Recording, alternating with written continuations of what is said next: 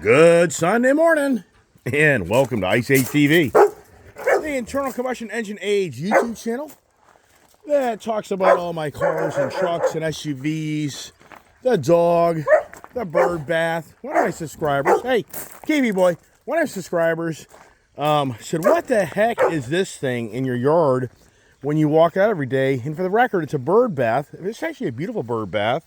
We should really clean it up. It's just another project. It's just never any projects.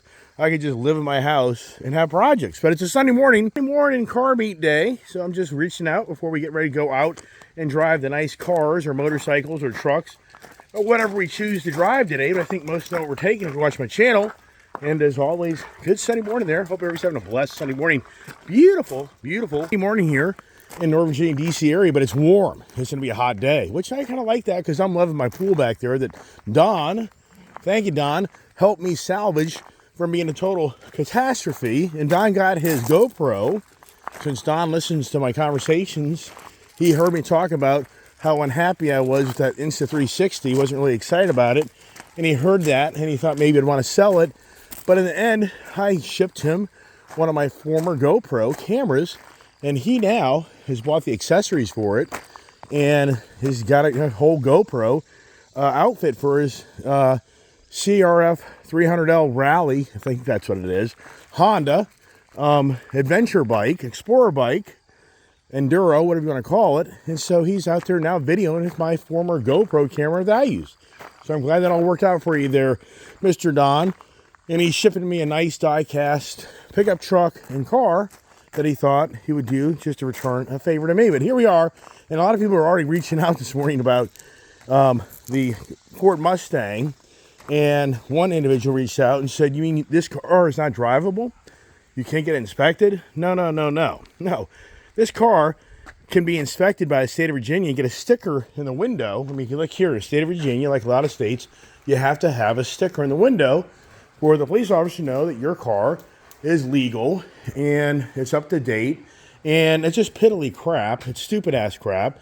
And a lot of people are saying this morning, just drive the dark horse, the Whipple horse, to the car meet and who cares? Well, where I'm going is where there's very heavy police enforcement. So there's no way.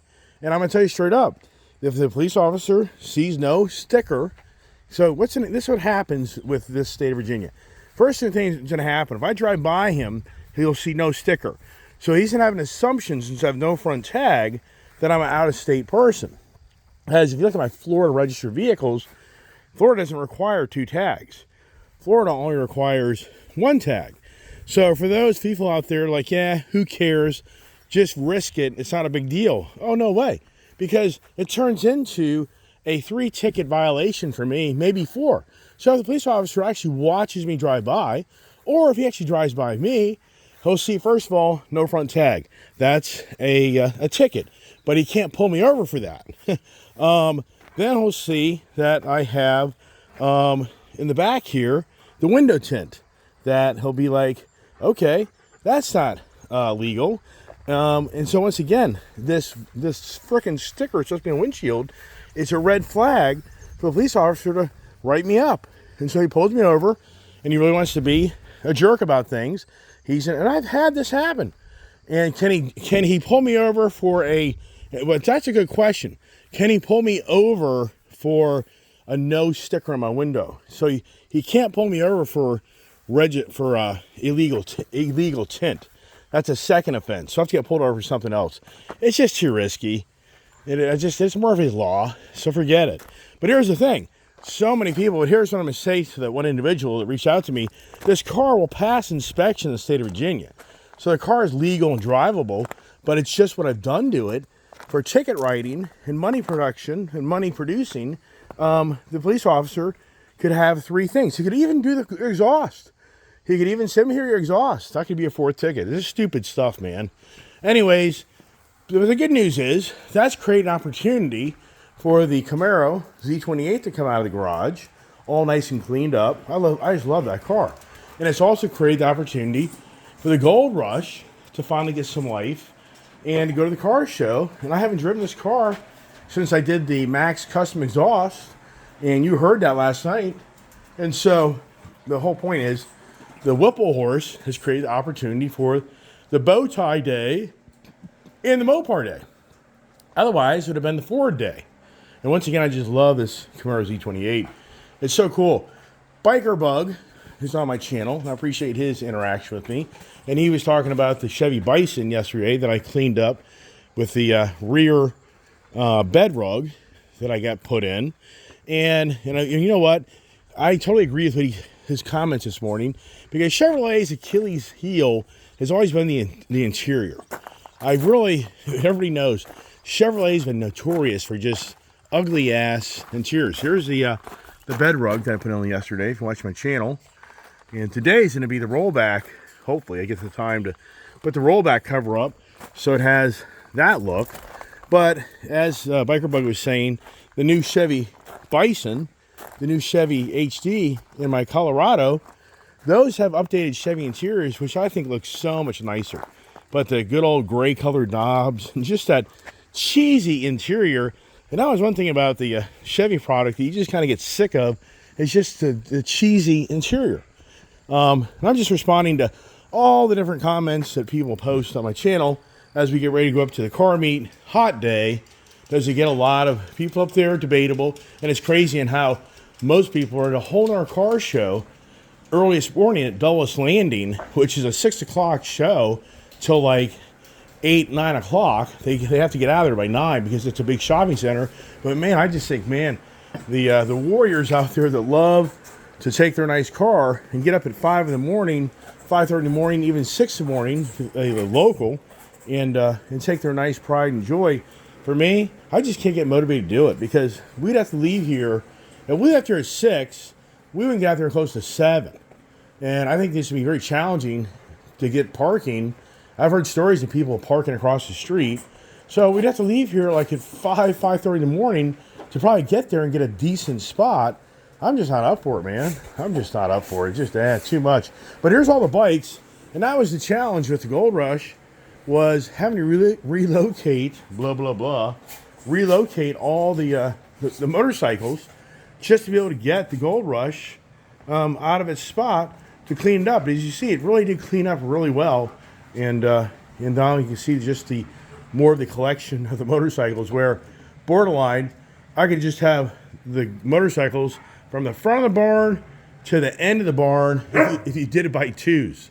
If you did it by twos, I would literally have a straight line of if I brought the other motorcycles out of the trailer and brought home my CB1000RR, it would just be a solid line out. I tell you what, this Camaro, one of my other subscribers, I think Biker Bug, mentioned it. He said maybe that's just a rock chip up here on this wheel. That is possible. I noticed last time I was cleaning the car, there's a chip on the wheel, and maybe a rock flew up and hit it. But here's the other thing. The kitty cat, look here. You can actually maybe see the kitty cat hair. Did it walk over my car? So last night, I noticed there was a cat. So one night, I saw a fox. That was Friday night. Saturday night, I saw a cat run across my driveway. Being out here in the camper, which that's where I live now, I've had this conversation. I just love the camper. And I have all the screens from these windows open. I'm not even running the air conditioning, the fans. It's so cool right now, because literally in the evening it cools down here so much that I open up the windows in the whole unit, and the airflow is perfect. It's actually chilly, very chilly. But here's my concern for the winter months.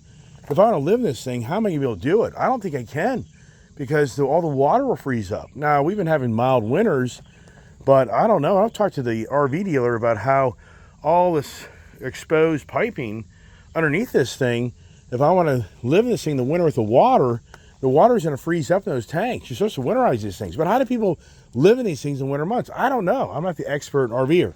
I was going to take the plum crazy if Julia's boyfriend Brian was going to come along, but he's got other commitments.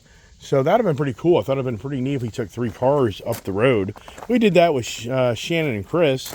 They came to the car show with us a few times, and they drove the different cars that I own. And he drove the Smoke Show, and then he drove my Gold Rush, and I drove my Frostbite Blue Charger Hellcat. You remember that car? Remember, he said, I got rid of that thing for that 37 Raptor. Was that really smart in the end? Probably not. But the thing is, that car's value isn't worth much of anything. It's incredible. I talked about it yesterday. And how the car values really are in a shambles. It really is happening. So for all these gloomer doomers out there on these YouTube channels, their wishes and their profits, the profits they are, the YouTube community, it's happening. They're telling everybody how the world's going to come to an end. And in so many ways, in the car market, it's in a shambles. I did talk to my good friend yesterday at the dealership, local Dodge dealership, and he's in finance. And he did say that, oh yeah, it's the new car market sucks. It's now about the used car market. We're going to get on to that this morning. So here we are. The kid is not ready yet, which that's kind of too bad because we need to be getting out of here, get the car show, and get the day going. And I was going to get the exhaust notes, but I guess we'll just get that when we get ready to leave. So I'll just have to have a two-part video. So that's all it is this morning. Just a good morning Sunday to everybody to my channel. And always trying to think of creative ideas of what brings more excitement to the channel and what more content I can bring to you and what more way to interact with you. And I just think the treasure hunt, create the treasure hunt for the channel. Like I got electric bicycles back there. Wow. I mean, I never even ride those things. Would I give those away? I don't know. Or what I do like Don. I mean, Don has a good point. He's like, why wouldn't you just have a raffle where you have a bunch of your user guys, YouTube users' names that want to participate, and I print out everybody's users' names and cut up pieces of paper and get a bucket and pull out a person's name. But but here's the thing: I really want a raffle where you guys generate money. So I don't know how that would be handled. How do you PayPal me or whatever? I guess could be one way to do it. That would probably be a way to do it. PayPal me, and I get money, and then if you pay me X amount of dollars, you get one username. X amount of dollars, 2 or 3. So I guess there's ideas out there on how to do that. I'll have to think it through. And maybe we do something like that. And keep it simple at first to see what happens. Don't have a big ticket item. Just have something that, for me, I'd be like, all right, if I can round up X amount of dollars, where it makes sense, then I'll raffle off one of my bicycles. And these bicycles are so cool. These are the Trek bicycles. These are expensive bicycles. This one bicycle here that I'm walking to right now, that's about a $4,000 bicycle. Would I even let it go? I don't know. That's about a $3,000 bicycle. That bicycle hits like 40 miles an hour. It's very fun. But then shipping it to you, I don't know. Just, like I say, ideas. So there you go. That's it. The next video you'll probably see is us starting the cars up, getting the rumble, and going to the car show. And as always, hope everybody's having a blessed Sunday morning. And as I say, here's the truck rollback. I think they got a good, really good product. And I like the roll up. I don't like the ones that you have to trifold. And once again, I talked about it yesterday. I've got a trifold Ford, the Ford, whatever size bed it is, an F-250, 2020. I'd have to say the 2017-18 model years up. And it's right over here. And, it's like, why don't I raffle that off? I mean, that thing's worth like $1,000. So, and I can take the bed rails off, but it's just the shipping. The challenge on that is how much, I guarantee you, shipping's $150 at least. When I sent Don that GoPro thing, they were quoting me $40. I got it down to like $26. I was like, good Lord, that's a lot of money to ship a camera. So that's it, everybody. So I'll go to the mirror here so you see the attire for the car show. And, yep, I'm looking pretty scraggly, but I don't care. So, Ice Age TV comments at gmail.com. Ideas, want a sticker, whatever it may be. So, there you go. So, everybody have a blessed Sunday and stay tuned for the Car Adventure Show.